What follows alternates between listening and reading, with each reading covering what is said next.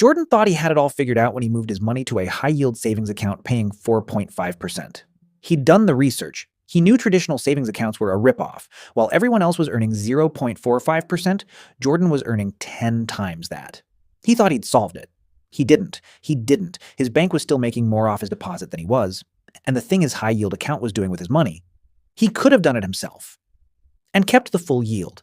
But here's the part that really stings. His coworker Maya still had $20,000 sitting in a traditional savings account.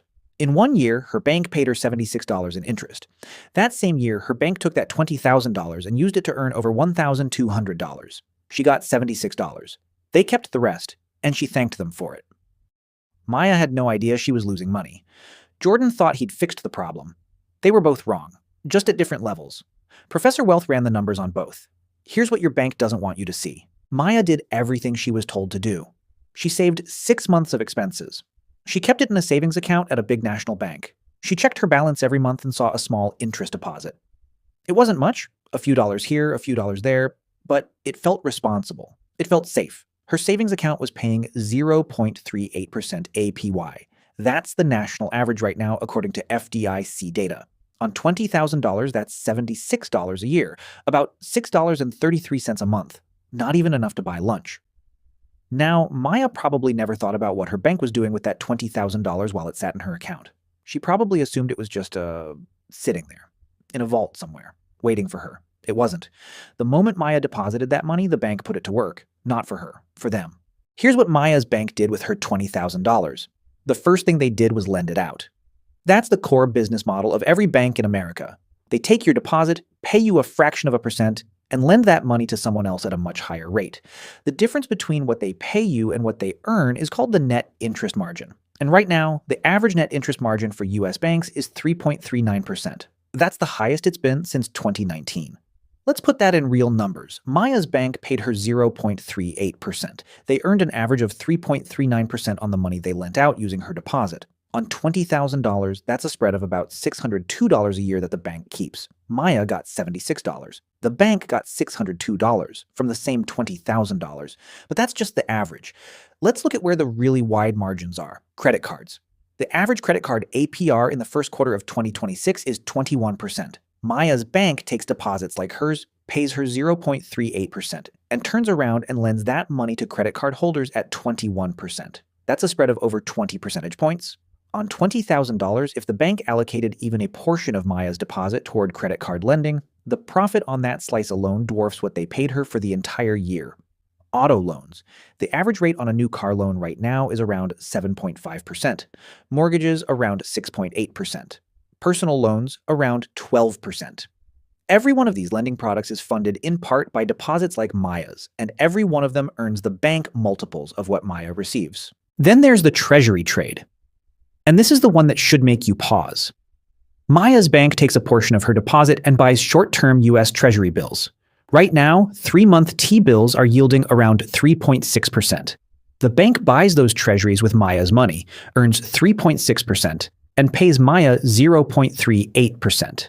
That's a 3.22% spread on an asset that Maya could buy herself. The bank is literally acting as a middleman between Maya and the US government and charging her over 3% for the privilege. And then there are the fees. American banks collected an estimated $12.1 billion in overdraft fees, NSF fees, ATM fees, maintenance charges, and other service fees in a single year. JP Morgan Chase alone collected over $1 billion in overdraft fees in 2024.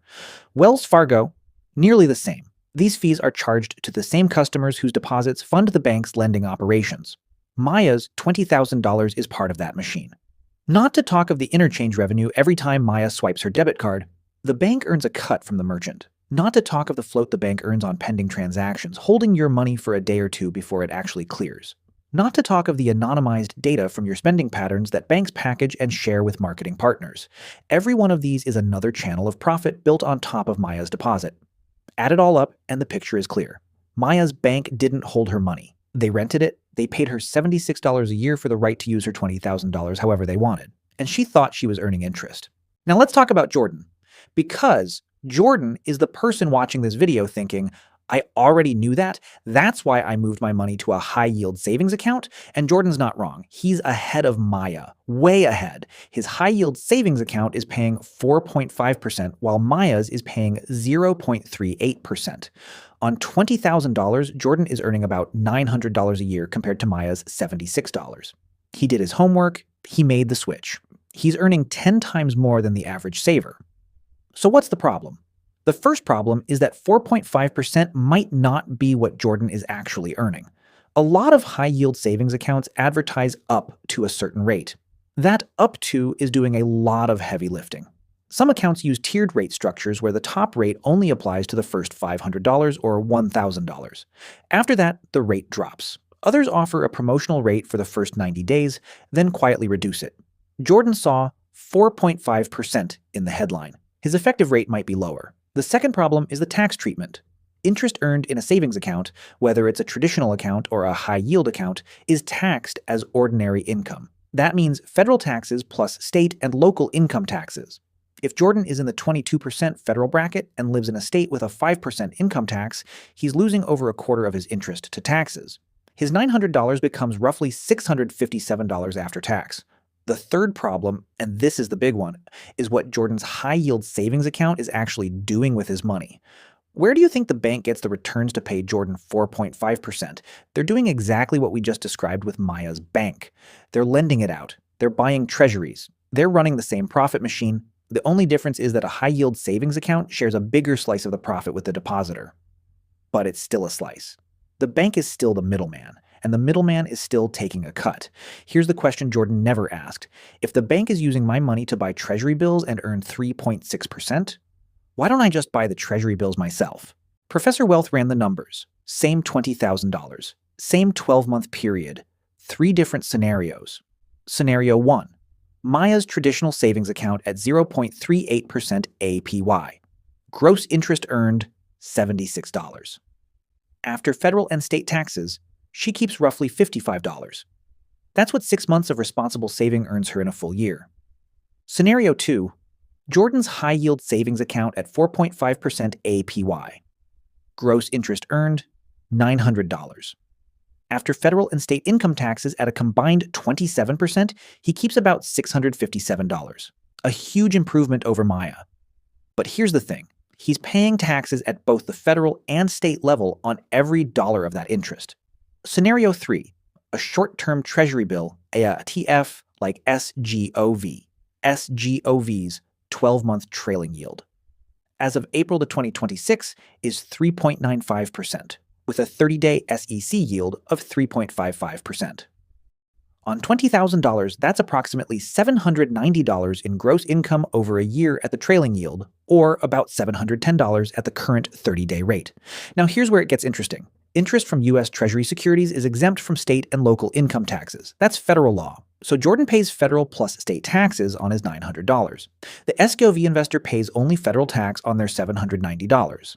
After taxes, the SGOV investor keeps roughly $616 at the trailing yield, and that's without paying any state or local tax. Now, you might look at that and say, wait, Jordan's high-yield account still comes out slightly ahead in raw dollars. And in this specific comparison, yes, 4.5% is higher than 3.95%. But here's what that comparison misses. Jordan's 4.5% is an advertised rate that can change at any time, without notice. The bank can drop it to 3.5% next month and send him an email about it. SGOV's yield tracks actual treasury bill rates set by U.S. government auctions. It's transparent, it's market-driven, there's no bait and switch. Jordan's 4.5% is subject to state income tax. SGOV's yield is not. In a high-tax state like California or New York, that exemption alone can be worth the difference. And Jordan's 4.5% is still the bank acting as a middleman. SGOV cuts the bank out entirely. You're lending directly to the U.S. government through treasury bills and keeping the full yield minus a 0.09% annual fee. The point isn't that one option is always better than the other in every scenario. The point is that Jordan never knew he had the option. He thought the high-yield savings account was the finish line. It's not. It's a better seat in the same machine. So here's what Professor Wealth recommends. And it's simpler than most people think. First, keep your checking account. Don't close it. You still need it for daily spending. Rent, bills, groceries, whatever comes in and out regularly. This isn't about changing how you spend money. It's about changing where your idle money sits. Second, identify your idle cash. That's your emergency fund, your savings, cash waiting to be invested, money you're setting aside for a down payment or a big purchase. This is the money that's sitting in a savings account earning next to nothing while your bank earns 10 to 50 times more on it. Third, here are your options to move that cash. Option 1, a treasury bill, ETF like SGOV. You buy it through any brokerage account, Robinhood, Schwab, Fidelity, Webull, whatever you already use. You buy it like a stock. The ETF takes your money and invests it in US Treasury bills that mature in 3 months or less. Every month you get paid a dividend. That's the interest income. Right now that's yielding around 3.55% to 3.95%, depending on which measure you look at. When you need your money back, you sell it during market hours. The price stays right around $100. It's designed that way. The expense ratio is 0.09% a year. On $20,000, that's $18 a year, and your distributions are exempt from state and local income tax. Option 2, treasurydirect.gov. This is the US government's own website where you can buy treasury bills directly. No middleman at all. No brokerage, no ETF, no expense ratio. You set up an account, link your bank, and buy T-bills at auction. They mature, you get your money back with interest. The downside is that it's less liquid than an ETF. You're committing to a maturity date of 4 weeks to 52 weeks. But if you don't need instant access, this is the purest version of cutting out the middleman. Option 3, a money market fund. These are offered by brokerages like Fidelity, Schwab, and Vanguard. They invest in short-term government securities and other high-quality short-term debt. They offer daily liquidity. You can pull your money out at any time. Yields are currently competitive with high-yield savings accounts. And if you choose a Treasury-only money market fund, you get the same state tax exemption as SGOV. Now, here's the objection most people raise. But my savings account has FDIC insurance. And that's true. FDIC insurance covers up to $250,000 per depositor per bank. If the bank fails, the government guarantees your money. That's a real protection. But think about what you're comparing it to. Treasury bills are debt issued by the same US federal government that backs the FDIC. When you buy a treasury bill, you're lending money directly to the government. The risk of default is essentially zero, because the government has the ability to print money to pay its debts. You're not giving up safety when you move from a savings account to treasuries. You're moving from a government guarantee on your bank to lending directly to that same government. In some ways, it's more direct. The second objection, I need instant access to my money. Fair, and that's why you keep your checking account funded for daily needs. For your emergency fund in something like SGOV, yes, there's a 1 to 2 day settlement period when you sell, but be honest, when's the last time you needed $20,000 in cash within 60 seconds? In a real emergency, 1 to 2 business days is usually fine. And the difference in yield while you wait for that emergency to happen is hundreds of dollars a year. Maya was responsible. She saved her money. She kept it in a bank. She checked her balance. She did everything right. By the rules she was taught, Jordan was informed. He moved to a high-yield savings account. He earned 10 times what Maya earned. He thought he'd cracked the code. But neither one ever asked the real question. What is my bank doing with my money? And can I do it myself? The answer is yes. Your bank takes your deposit, buys treasuries, lends it out at 7%, 12%, 21%, and pays you a fraction of a percent. The smartest move isn't finding a better savings account. It's asking why you need one at all. If this video showed you something you didn't know was happening with your money, subscribe to Wealth Logic and hit the notification bell. We break down the hidden math behind the financial decisions you face every day. And the next video, it's one you don't want to miss.